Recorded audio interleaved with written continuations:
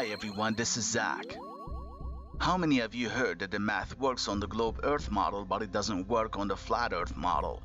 Have you ever tried to see if this is true? Have you ever tried to debunk it? Have you ever tried to see how Eratosthenes and others ended up believing in the globe model a long time ago? Their math was really impressive. We still use it today. It worked pretty good.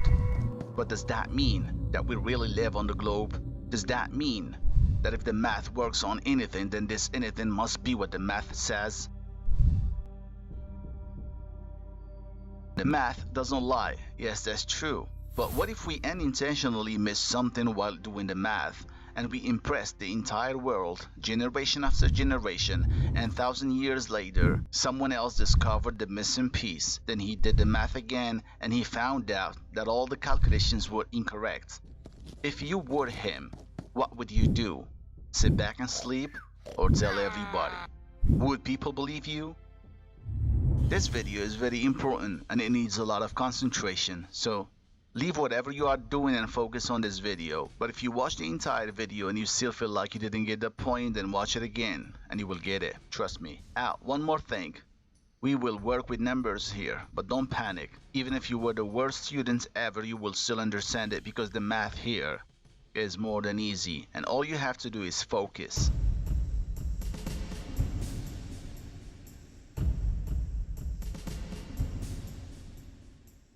Alright, we're gonna talk about how they thought that the Earth is a globe 2,000 years ago. A man called Eratosthenes supposedly measured the globe Earth circumference using his brain only. And our scientists today agree with his method and they say that his calculations are very accurate. And I agree with that, but now I'm gonna show you how his math can be accurate when reality is completely different. I got another team from Indonesia right now, and their leader is named Boss Darling from the Flat Earth 101 channel. Please take a look at it and subscribe.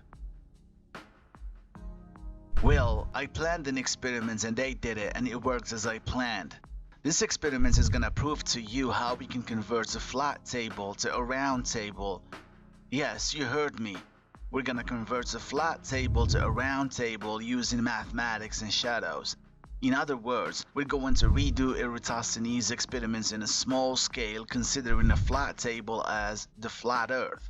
Alright? But before we get to that, I'm gonna have to explain to you a few things so you can fully understand the experiments because it's a bit complicated. Now, the first thing we're gonna start with is the angles of elevation of the sun. I'm sure that most of you know how they work, but this time I want to go deeper. So even if you already know what I'm talking about, be patient and keep on watching till the end. Don't blink. Okay, if you place a stick on the ground to measure the shadow, you get 3 angles. This is called the base of the triangle, which has to be 90 degrees. This is the angle of elevation, and this is the angle that Eratosthenes used in his math. I couldn't find a good name for it, so I'm just gonna call it the angle of deception. Now here are the most common questions that most people ask. Why did Eratosthenes assume that the Earth is a globe in the first place? Why did he use this specific angle to measure the circumference of the Earth? Okay, let's answer these 2 questions at the same time. We know Eratosthenes' experiments was just made up by some people, but let's assume it's real. Well, as far as history is concerned, Eratosthenes was not the first guy who thought that the Earth could be a globe. But our topic today is not who was the first person who claimed the Earth is a globe. Our topic is why they claimed it's a globe. The answer is simple. They used the angles of the sun. These angles can be either vertical angles or horizontal angles, and both of them do not work on the flat Earth. They can only work on a globe Earth. But today, we're just going to talk about the vertical angles or the angles of elevation. And here is why they don't work. If you put a lamp on a flat disk and you try to triangulate it using the shadows like I did in this video a year and a half ago, you will be able to triangulate it perfectly and the elevation angles will work. In other words, if you put this in a 3D program and you draw imaginary lines or cones like these ones in the air to represent the light rays, they will all intersect in the center of the bulb. So no matter how many objects you use, you will always be able to locate the bulb by using 2 things. 1. The elevation angles that can be calculated by the shadows and the length of the object. 2. The distances between objects. Try to always use a 3D software to make your math easier. Is that clear now? Okay, let's clear this up a little bit more because it's the basis of this topic. So let's repeat the experiments we have done a long time ago. But this time we're gonna use 9 objects on a flat table to triangulate the bulb and not just 3. And of course, I'm gonna show it to you in AutoCAD so you can understand it, and then I will show it to you in real life. And be patient, this is just part 1 of the experiment. So here is the table. We got an A3 paper on it and 9 nails, as you can see. Imagine you are on that paper, and that paper is the earth, and this bulb is the sun. It's 50 centimeters above the table. It's exactly 90 degrees above the nail in the middle. All the nails are 5 centimeters except the one in the middle. And the distance between each nail is written on the paper, as you can see here. Our unit of measure is centimeters, okay? Some people think that if you use more than 3 objects, you will not be able to triangulate the bulb. They're wrong.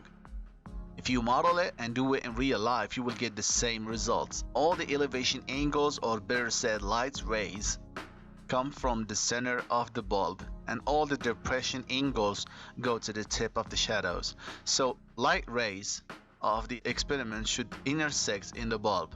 Here are the measurements that we got in AutoCAD.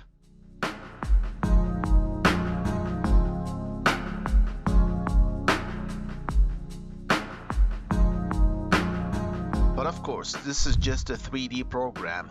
Now we're gonna do the same exact thing in real life, and we will get the same length of the shadows. And I am so sorry that I have no way to prove to you that we are not faking this experiment. Well, I guess there is only one way to find out.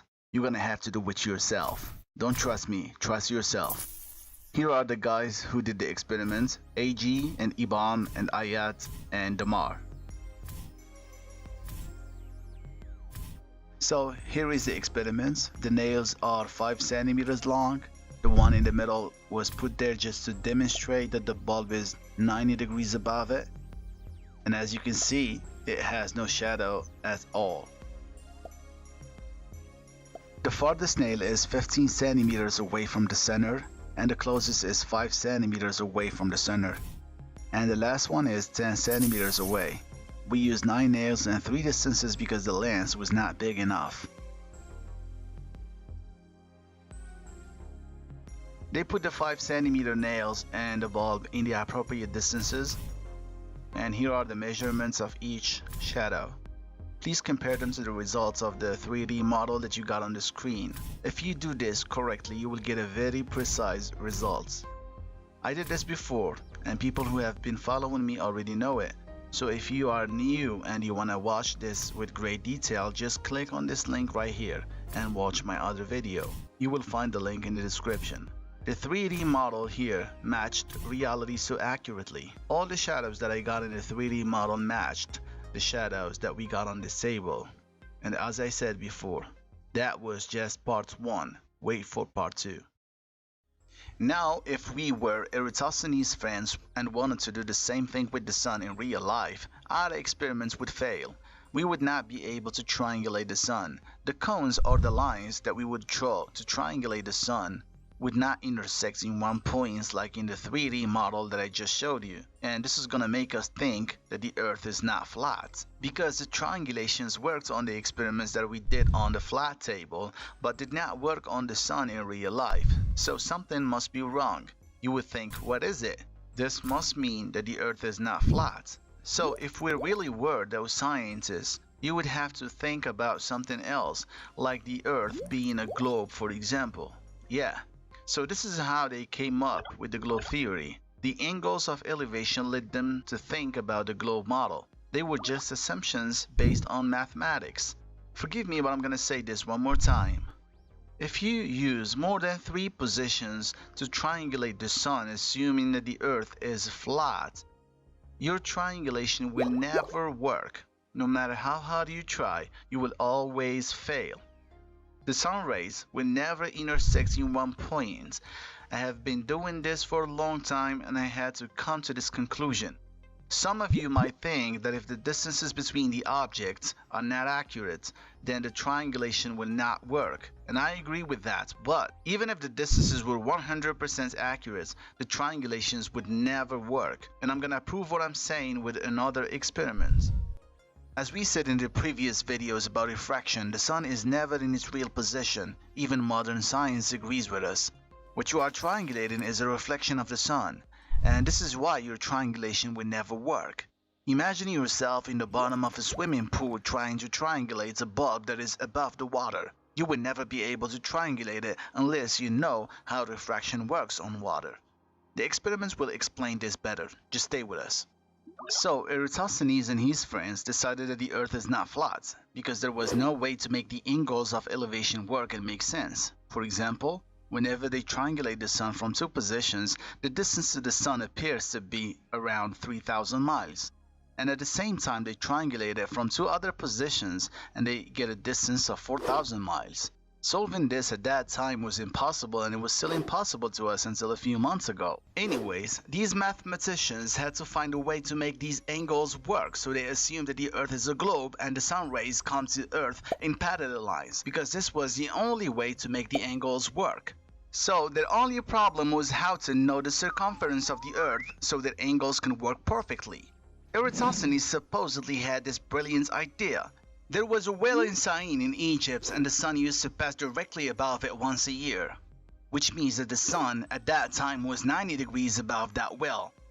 The next year, at the same time and date, he went to Alexandria and he placed a stick on the ground and he noticed that the stick had a shadow. So he measured this angle of deception and it was 7.2 degrees. So he thought that the earth must be a sphere and that he could calculate it. He just needed to know the distance between Zack'in and Alexandria. So he sent a guy to measure the distance, which was about 5,000 miles or 800 kilometers. So this angle right here, 7.2, has to be equal to the central angle of any sphere, and that made everything else easy for him. A sphere is 360 degrees, so all he had to do is divide 360 by the angle of deception, which was 7.2 degrees, to get 50. So if we draw a circle like this and draw a line like this and repeat it 50 times, it will give us this angle, 7.2 degrees between each two lines. So in order to get the circumference of the earth, he had to multiply 50 by the distance, which was 500 miles, and he got 25,000 miles or 40,000 kilometers. So that has been the circumference of the earth since that time, which is really precise for someone who had no equipment at all. Very smart move, NASA. All you had to do was correct the calculations a bit more, and that's it. Now the math works beautifully on this new circumference of the globe Earth, 24,900 miles. I wonder if you were a scientist and you wanted to prove that the Earth is a globe, would you just do one experiment and that's it? Did this guy Eratosthenes repeat this experiment many times in different places before assuming it's a globe? Okay, doesn't matter now, let's just believe it. Okay, let me show you how the angles work on the globe model. It doesn't matter how big the globe is.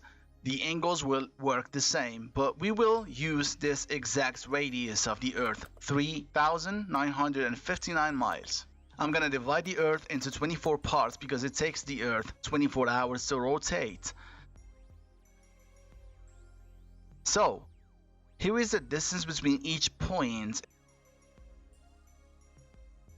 And that means that if you are here, your elevation angle will be 90 degrees because the sun is right above your head. So imagine you got friends all over the globe.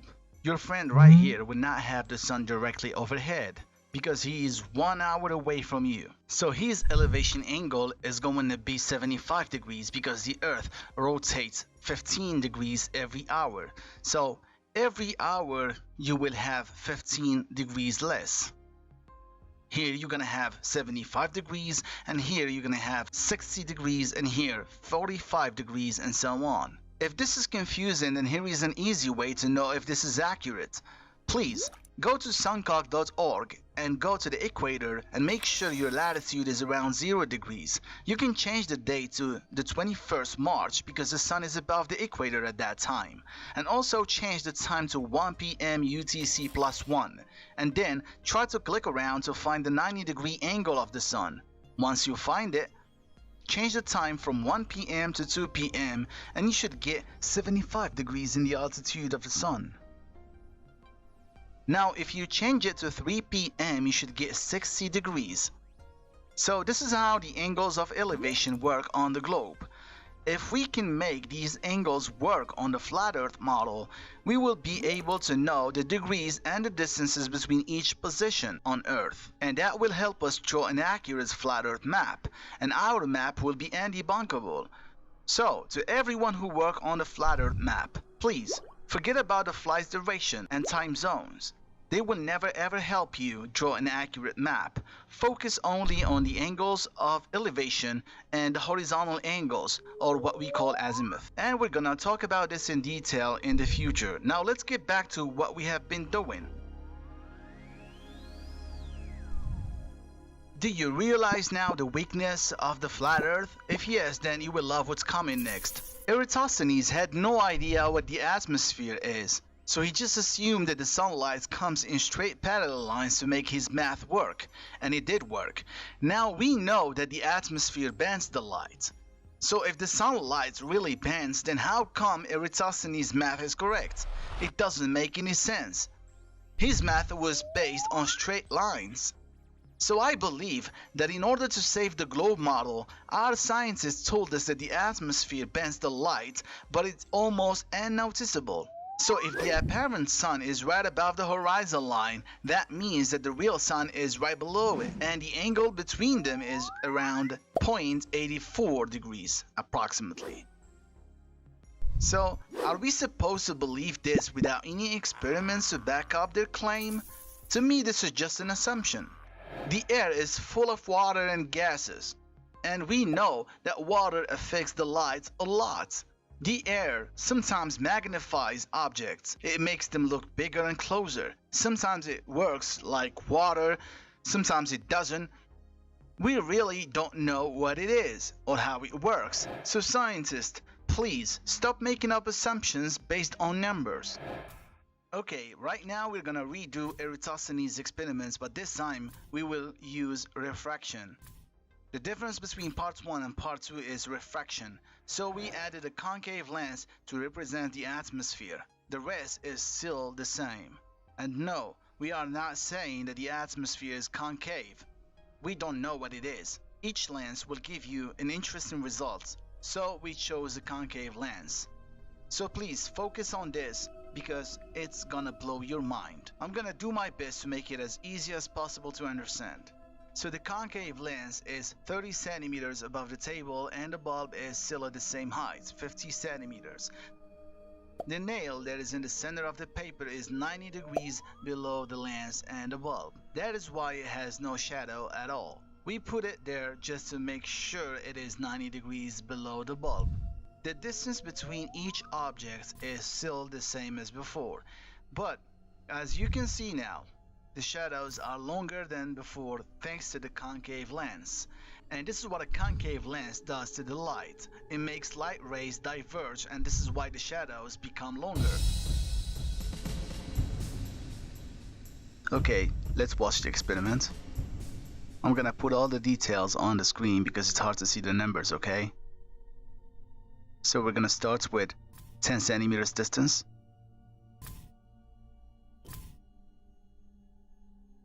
Before adding the lens, the shadow was 1 centimeters and now it's 1.7 centimeters. It's longer now than before. This nail right here is also 10 centimeters away from the center. And its shadow is the same as the previous one, 1.7 centimeters.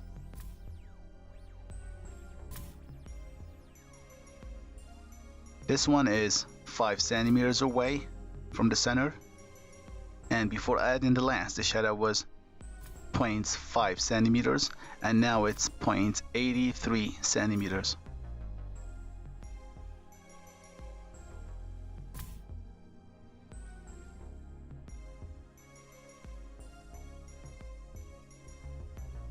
This one is the farthest, and it's 15 centimeters away from the center.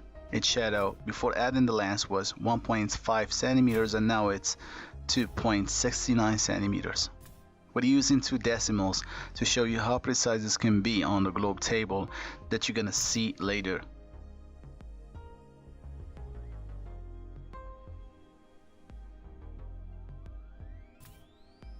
This shadow is the same as the previous one, 2.69 centimeters.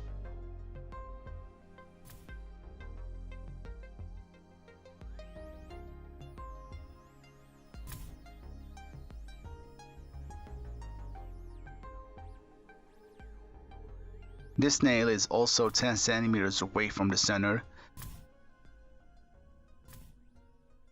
and its shadow is also 1.7 centimeters.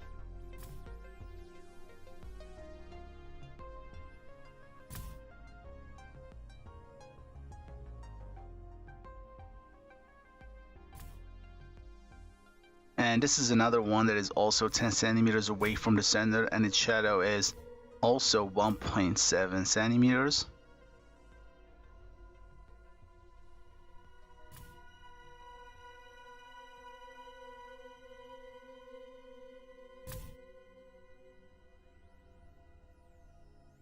The last one is 5 centimeters away from the center, and its shadow is 0.83 centimeters.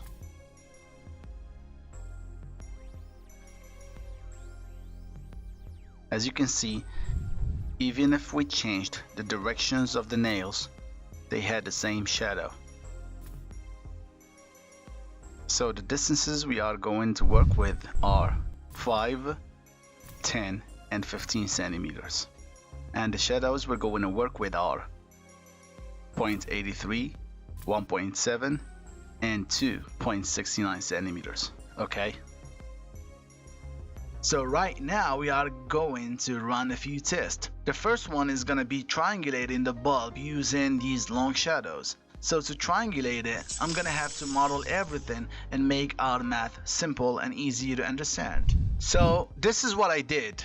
I draw the same thing you see on the table, and I draw a line from the tip of each shadow to the tip of each nail, and I just made the line longer to see where all these lines are going to intersect. Because if the light rays are coming from the bulb, then all the lines will intersect in the bulb like in the first experiment, right? But as you can see here, the light rays are not intersecting in the bulb, but they all go through the lens. So that means that the lens is what is causing the shadows to become longer. Now imagine yourself so small on this paper, and you are trying to triangulate the bulb, but you have no idea if there is any lens in the sky, because you just can't see it like you can't see the atmosphere.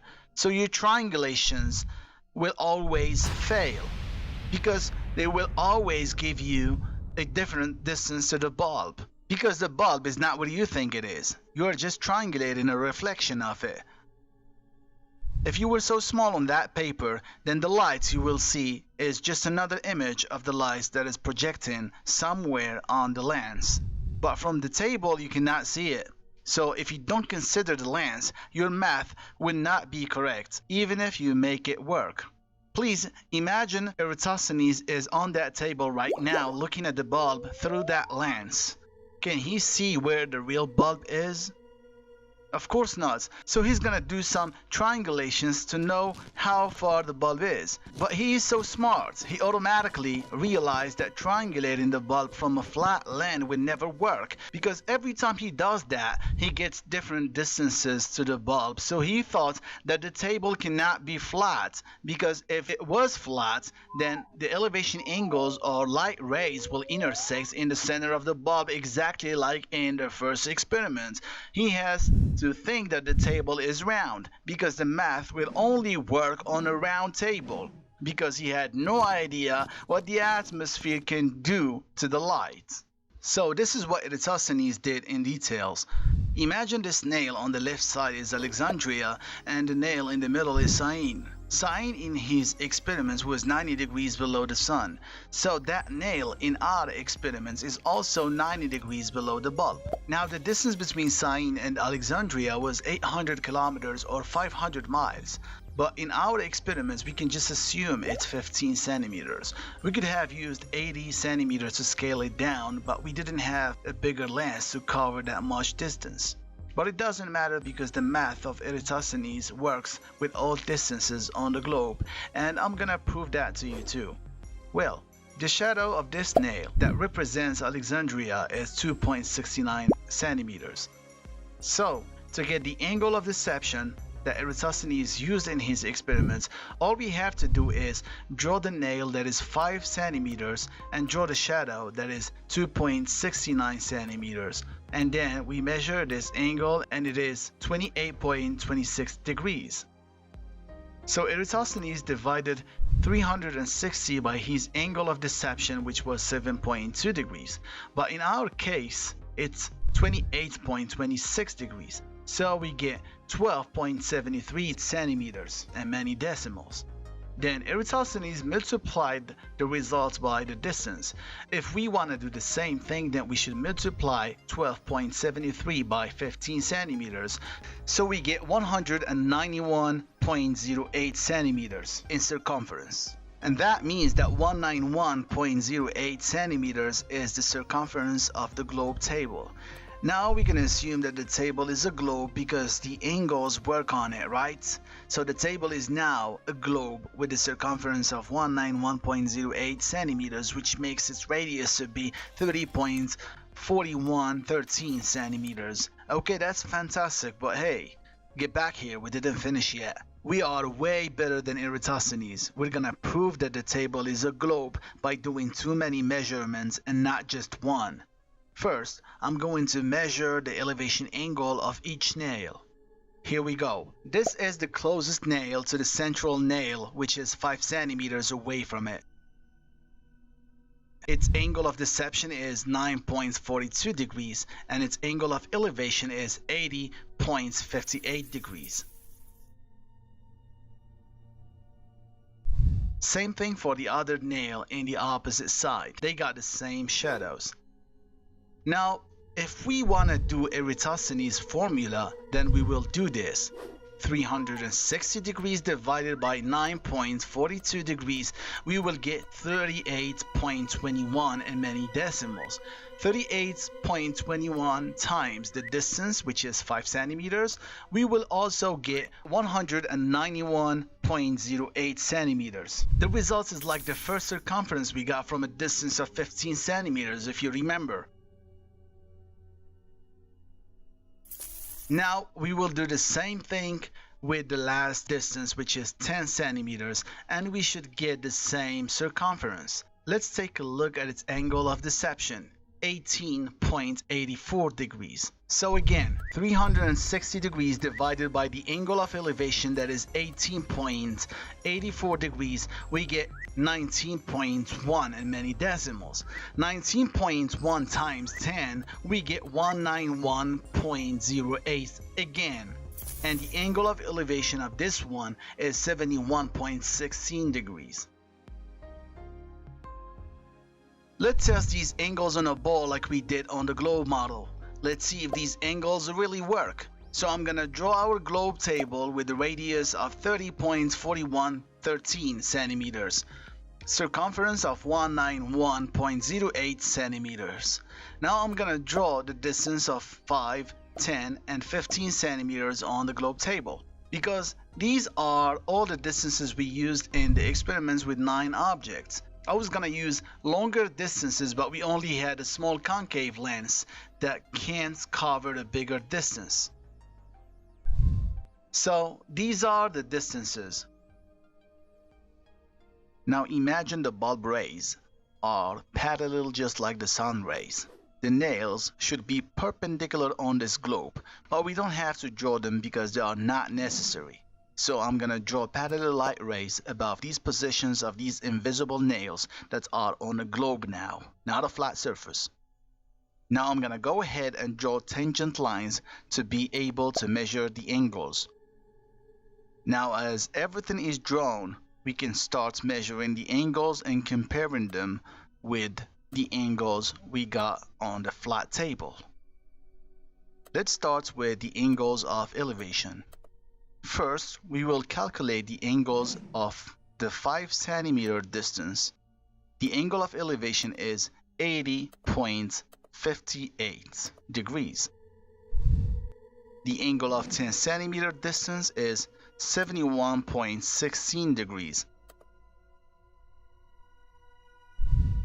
The angle of 15 centimeters distance is 61.74 degrees. If we compare them to the angles we got on the flat table, we get the same exact angles. Does that mean that the table is a globe? No. The problem here is that we are not accounting for refraction. We are just doing the blind math that Eratosthenes did 2,000 years ago. So refraction made us think that the flat table is actually a globe because the math could only work on the globe. You want to measure the angle of deception of Eratosthenes? Let's go back to our drawing. Now watch. Here is the first angle that has to be 9.42 degrees. The second angle should be double, so it has to be 18.84 degrees. And the third one has to be triple, 28.26 degrees. You will get these angles everywhere on this globe. Does that mean that the table is a globe? The math here works perfectly. Eratosthenes' math was simple and genius, but it's all wrong because he never accounted for refraction, and now our scientists are making refraction meaningless so that math can still work. But no, sir, refraction is not meaningless at all, and we can prove that day after day. And again, I'm not saying that the atmosphere is concave like this lens. I'm just giving you an example of one type of refraction that worked on the globe and didn't work on the flat plane, even if reality is a flat plane. And this is why they don't work on a flat table or a flat earth. If you are here and got friends everywhere on the table and all you have is the distance between all of you and the angles of elevation, then your lines of triangulation will meet somewhere on this line, way below the bulb. And that makes your triangulation incorrect. So you will end up saying that the table is a globe with a circumference of 191.08 centimeters, just like Eratosthenes. Well, smart people should already realize that the bulb we created by calculating angles from shadows has the same radius of the concave lens. Now, if the lens was bigger and the bulb is circling around it, and Eratosthenes is a small guy on the table, he will think that the table is a globe because the angles work on the globe. Here is something to think about. What if the sun circles above the concave lens? Or what if the concave lens is the one that circles below a fixed sun? What if this concave lens has the same radius of the Earth, 3959 miles? If that's so, then I would have done the same math as Eratosthenes and told you that the Earth is 25,000 miles in circumference as well. Do we deserve a like and share? We hope you enjoyed this video presentation by Dr. Zack. If you found this video informative, please like and share and subscribe to Dr. Zack. You can email Dr. Zack at zicoworld123@gmail.com. And thank you for watching.